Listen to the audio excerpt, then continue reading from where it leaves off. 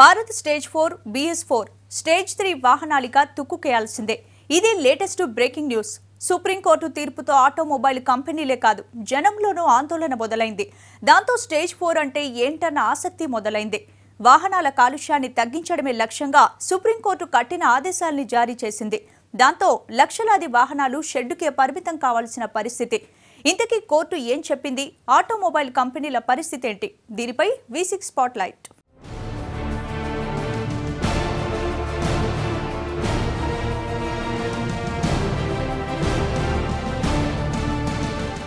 April 1 ప్రపంచవ్యాప్తంగా fools day, joke day. కానీ supreme court తీర్పుతో ఏప్రిల్ 1 సీరియస్ డేగా మారింది. వాహన తయారీ కంపెనీలకు షాక్ ఇస్తూ సంచలన తీర్పునిచ్చింది ఉన్నత న్యాయస్థానం. ఏప్రిల్ 1 నుంచి అమల్లోకి వచ్చే కొత్త నిబంధన ఆటోమొబైల్ కంపెనీలను నిరాశలోకి నెట్టాయి. ఇంతకీ కోర్టు ఏం చెప్పింది? అత్యున్నత న్యాయస్థానం ఆదేశాలేంటి?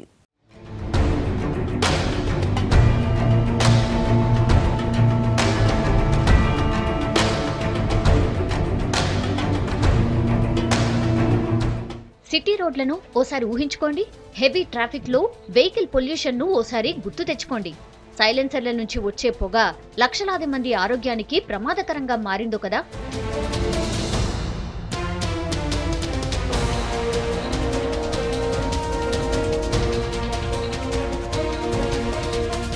అందుకే ప్రభుత్వాలకు తలంటుతూ లాభార్జన తప్ప ప్రజారోగ్యాన్ని పట్టించుకుని ఆటోమొబైల్ కంపెనీల తీరును తప్పుబడుతూ సుప్రీంకోర్టు సీరియస్ గా స్పందించింది. సంచలన తీర్పునిచ్చింది.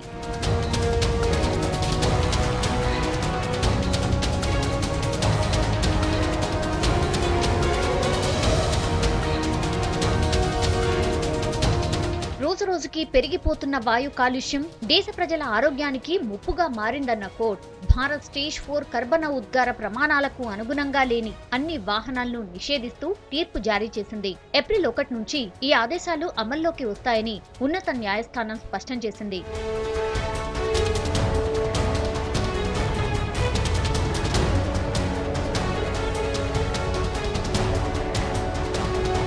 సుప్రీం తీర్పుతో వాహన పరిశ్రమ షాక్ అయింది. ఆటోమొబైల్ తయారీదారుల ప్రయోజనాల కంటే ప్రజల ఆరోగ్యమే ముఖ్యమని సుప్రీంకోర్టు స్పష్టం చేసింది. BS4 స్టాండర్డ్స్ లేని వాహనాలను తయారీదారులు గాని డీలర్లు గాని ఏప్రిల్ 1 నుంచి అమ్మడానికి వీల్లేదని స్పష్టం చేసింది కోర్టు.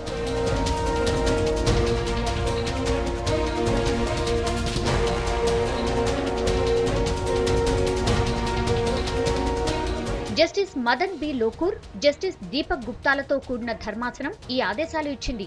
అలాగే మోటార్ వెహికల్ యాక్ట్ 1988 కింద BS4 స్టాండర్డ్స్ లేని వెహికల్స్ ని రిజిస్టర్ చేయొద్దని అధికారులకు కోర్టు ఆదేశాలిచ్చింది.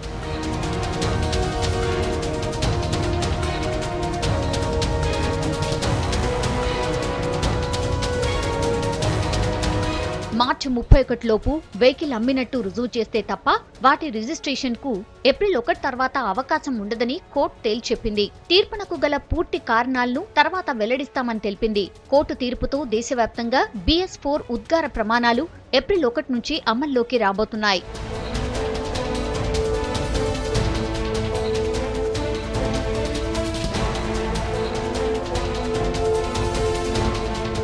BS3 ప్రమాణాల వాహనాల అమ్మకాలు, రిజిస్ట్రేషన్లను నిషేధించాలని కోరుతూ, BS4 ప్రమాణాల వాహనాల అమ్మకాలు, రిజిస్ట్రేషన్లను నిషేధించాలని కోరుతూ దాఖలైన పిటిషన్లపై వాదనలు విన్న కోర్టు మంగళవారం తీర్పును రిజర్వ్ చేసింది. బుధవారం ఆదేశాలిచ్చింది. BS4 ప్రమాణాలు ఏప్రిల్ 1 నుంచి అమల్లోకి వస్తాయని తెలిసి కూడా వాహన తయారీదారులు తగిన చర్యలు చేపట్టకపోవడంపై అసహనం వ్యక్తం చేసింది సుప్రీంకోర్టు.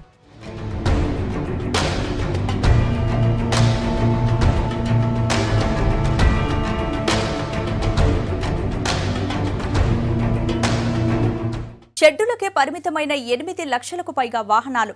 ఆటోమొబైల్ కంపెనీల నష్టం దాదాపు 20,000 కోట్లు. సుప్రీంకోర్టు తీర్పుతో ఎదురైన పరిణామాలివి. ఉత్పత్తి చేసిన వాహనాల్ని అమ్ముకునేందుకు లాభనష్టాల మాట లేకుండా స్టేజ్ 3 వెహికల్స్ ని వదిలించుకునేందుకు భారీ ఆఫర్లు ప్రకటించాయి కంపెనీలు. ఎపెక్స్ కోర్టు తీర్పుతో ఏం జరగబోతోంది? కంపెనీల భవిష్యత్ ఏంటి?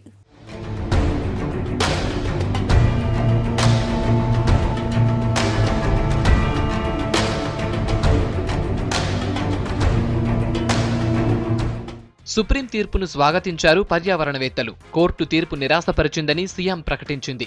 నిజానికి society of Indian automobile manufacturers SIAM BS3 standards vehicle list ని ఇంతకుముందే సుప్రీంకోర్టుకు సమర్పించింది.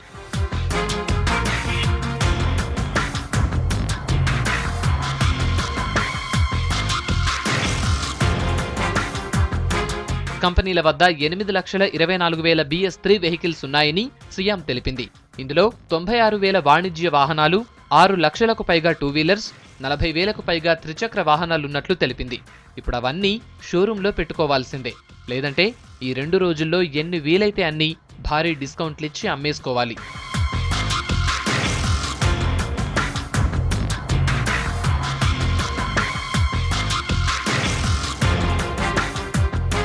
గతంలో BS2 నుంచి BS3కి మారినప్పుడు పాత ఉద్గార ప్రమాణాలకు అనుగుణంగా అప్పట్లో మిగిలిపోయిన వెహికల్స్ ని అమ్ముకునేందుకు కోర్టు అనుమతించింది. ఈసారి అదే జరుగుతుందన్న ధీమాలో ఉన్నాయి కంపెనీలన్నీ.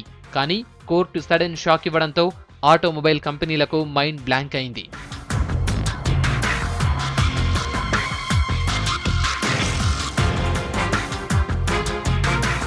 పర్యావరణ సంస్థలు మాత్రం సుప్రీం తీర్పుపై సంతోషం వ్యక్తం చేశాయి.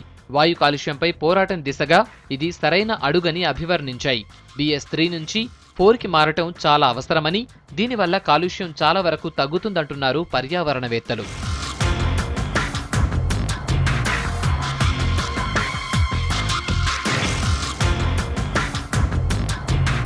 మరోవైపు కోర్టు తీర్పు పరిశ్రమపై భారమేనని, ఆటోమొబైల్స్ సప్లై సిస్టమ్కు ఇబ్బందులు తప్పవంటున్నారు.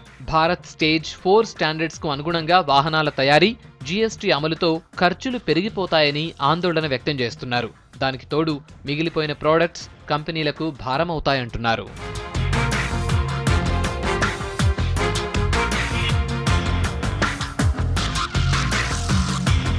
సుప్రీం తీర్పుతో ఆటోమొబైల్ స్టాక్ ధరలు స్టాక్ మార్కెట్లలో భారీ నష్టాలు తెచ్చిపెట్టాయి. హీరో మోటో కార్ప్ 3.15%, అశోక్ లేలాండ్ 2.78%, భారత్ ఫోర్జ్ 1.30%, టాటా మోటార్స్ 0.70% నష్టాలు చవిచూశాయి.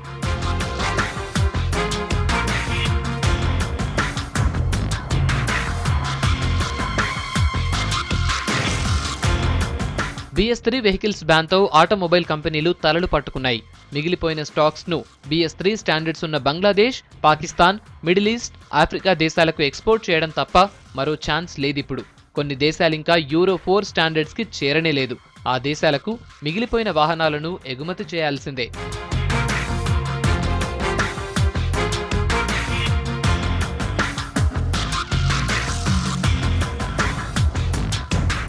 కంపెనీలు, డీలర్ల దగ్గర మిగిలిపోయిన వాహనాల్లో టూ వీలర్సే ఎక్కువ. దాంతో వీటిని వదిలించుకునేందుకు భారీగా ఆఫర్లు ప్రకటించాయి కంపెనీలు. ఒక్కో బండి మీద 5 నుంచి 15 వేల దాకా రకరకాల ఆఫర్లు ప్రకటించాయి. డీలర్లే వినియోగదారులకు ఫోన్లు చేసి బతిమాలుతున్నట్లు సమాచారం.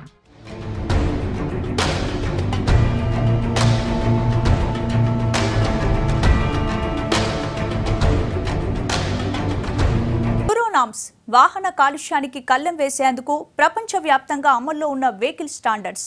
అభివృద్ధి చెందిన దేశాల్లో యూరో 4 ఇప్పటికీ అమల్లో ఉంది. మన దేశం కూడా 2012 నుంచి BS4లోకి మారేందుకు ఆదేశాలిచ్చారు.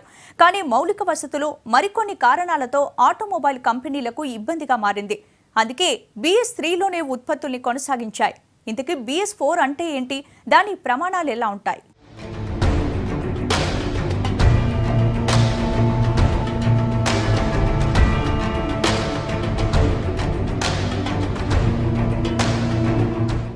వాయు కాలుష్యంలో మేజర్ వాటా వెహికల్స్దే. ఫ్యాక్టరీలు వదిలే ఉద్గారాలు, గ్రీనరీ లేకపోవడం లాంటివి పర్యావరణానికి ప్రమాదకరంగా మారితే వాహన కాలుష్యం మరింత డేంజరస్ గా తయారైంది. Carbon dioxide, carbon monoxide, benzene, toluene లాంటి విషవాయువులు వెహికల్స్ నుంచే వెలువడుతున్నాయి. వాయు కాలుష్యం నియంత్రణకు ప్రపంచం మొత్తానికి యూరోజోన్ ప్రవేశపెట్టిన ప్రమాణాలే ప్రామాణికంగా మారాయి. ఎప్పటికప్పుడు వాయు కాలుష్యాన్ని తగ్గించేందుకు వెహికల్స్ ని మోడిఫై చేస్తూ వస్తున్నాయి యూరప్ దేశాలు. వాటిని అభివృద్ధి చెందిన దేశాలు అందిపుచ్చుకుంటున్నాయి. మన దేశం కూడా యూరో ప్రమాణాలనే అమలు చేస్తోంది.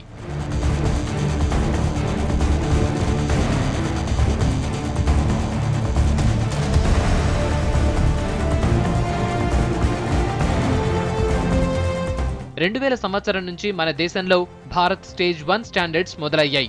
అప్పటి నుంచి ప్రమాణాలు పెంచుకుంటూ వస్తోంది దేశం. 2010 నుంచి మన దేశంలో BS3 ప్రమాణాలు అమల్లో ఉన్నాయి. 2012 నుంచి భారత్ స్టేజ్ 4 స్టాండర్డ్స్ మొదలయ్యాయి. దేశంలోని 13 ప్రధాన నగరాల్లో మాత్రం 2010 ఏప్రిల్ నుంచి BS4 ప్రమాణాలు అమలు చేస్తున్నారు.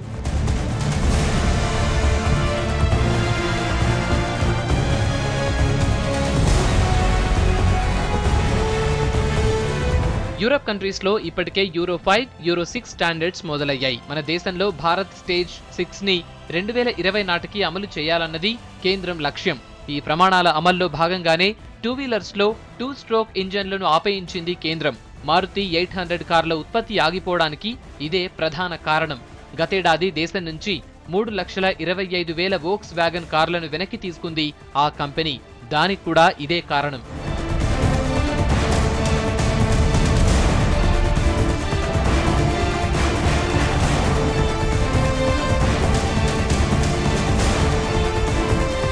వాహనాల నుంచి వెలువడే వాయు కాలుష్యాన్ని నియంత్రించడానికి యూరోపియన్ దేశాలాగే భారత్ స్టేజ్ ప్రమాణాలను కేంద్ర ప్రభుత్వం ఫిక్స్ చేసింది.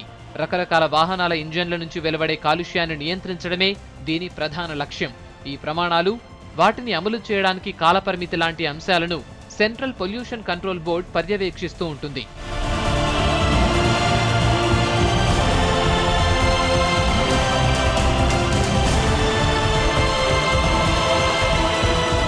సింపుల్ గా చెప్పాలంటే BS3 ఇంజన్ కు BS4 ఇంజన్ కు మధ్య తేడా వాటి నుంచి విడుదలయ్యే కర్బన ఉద్గారాలే. BS3 ఇంజన్ తో పోలిస్తే BS4 ప్రమాణాలున్న ఇంజన్ విడుదల చేసే ఉద్గారాల విడుదల 50 నుంచి 80 దాకా తగ్గుతుంది. ఇక BS5, 6 ప్రమాణాలు కలిగిన వాహనాల్లో అయితే ఉద్గారాల విడుదల ఇంకా తక్కువగా ఉంటుంది. 2020లో దేశంలో BS6 ప్రమాణాలు అమల్లోకి వస్తాయి.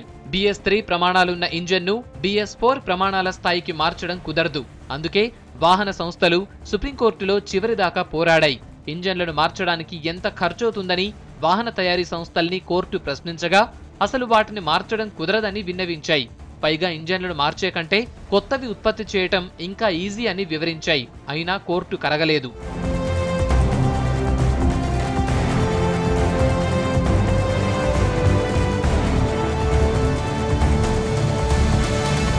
నిజానికి భారత్ స్టేజ్ 4 స్టాండర్డ్స్ తో వెహికల్ ని తయారు చేసేందుకు కంపెనీలకు వచ్చిన ఇబ్బంది ఏం లేదు. కానీ మన దగ్గర సదుపాయాలతోనే ఇబ్బంది అంతా. స్టేజ్ 4 వెహికల్స్ కు పోయాల్సిన పెట్రోల్, డీజిల్ చాలా కాస్ట్లీ. పైగా ఇప్పుడున్న ఆయిల్ రిఫైనరీలను అప్గ్రేడ్ చేయాల్సి ఉంటుంది. 2020 నాటికి స్టేజ్ 4 నుంచి స్టేజ్ 5 కు షిఫ్ట్ అవ్వాలని ఇప్పటికే ఆయిల్ కంపెనీలకు కేంద్రం ఆదేశాలిచ్చింది. దీనికోసం ఆయిల్ కంపెనీలు రిఫైనరీలను అప్గ్రేడ్ చేసుకునేందుకు 50 నుంచి 80 వేల కోట్ల రూపాయలను ఖర్చు చేయాల్సి ఉంటుందని అంచనా.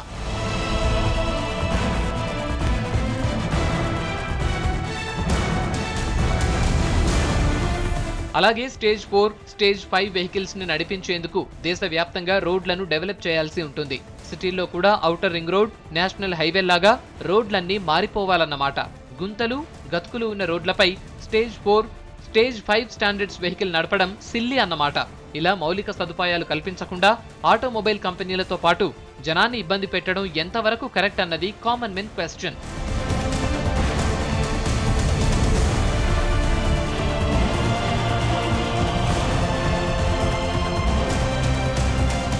గతేడాది ప్యారిస్ సమ్మిట్లో వాయు కాలుష్యాన్ని తగ్గిస్తామని, గ్రీనరీ పెంచుతామని, కార్బన్ డయాక్సైడ్ లెవెల్స్ తగ్గిస్తామని భారత్ ప్రామిస్ చేసింది. భారత్ స్టేజ్ 4 ని అమలు చేసేందుకు ఇది ఓ కారణం. దీనివల్ల కార్ల ధరలు 10 నుంచి 20 వేల వరకు పెరిగే అవకాశం ఉంది. డీజిల్ కార్ల ధరలు 80 వేల నుంచి 1,50,000 దాకా పెరిగే అవకాశం ఉంది. ట్రక్కుల ధరలు 1,50,000 నుంచి 2 లక్షల దాకా పెరిగే అవకాశం ఉంది.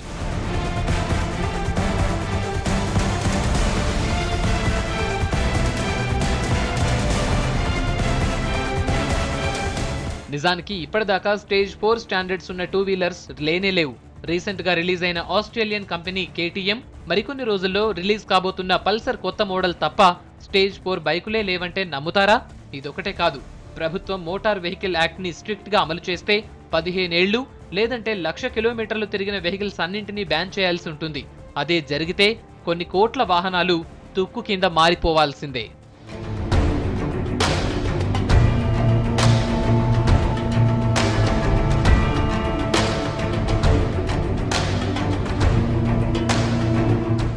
మార్పు మంచిదే, కాలుష్యాన్ని తగ్గించేందుకు ఈ నిర్ణయం మంచిదే.